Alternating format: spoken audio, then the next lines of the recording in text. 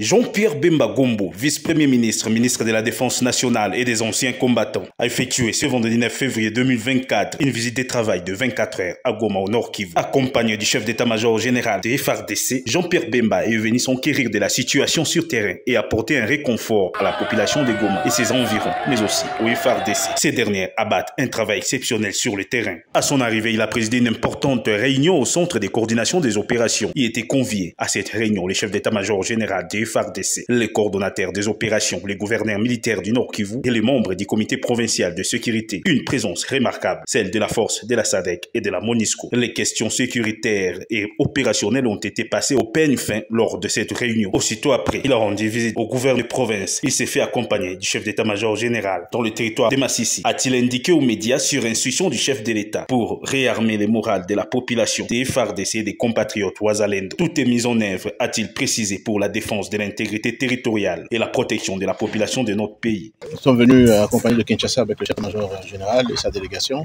à la demande du chef de l'État, le commandant suprême, pour pouvoir d'abord s'enquérir de la situation, mais également apporter un réconfort à toute cette population, un Saké qui a vu ici les affres de la guerre violente provoquée par l'ennemi que vous connaissez, que nous a imposé la guerre, c'est le Rwanda, là-dessus. C'est un message de réconfort, de soutien, également à nos forces armées, à nos amis des forces qui sont ici présentes, la SADC, nos frères Wazalendo, qui se battent également, que nous félicitons pour la défense de notre territoire. Ça nous a permis également de voir les blessés de guerre, de soutenir également les familles qui sont endeuillées, plus de 12 familles qui sont aujourd'hui endeuillées au niveau de Goma.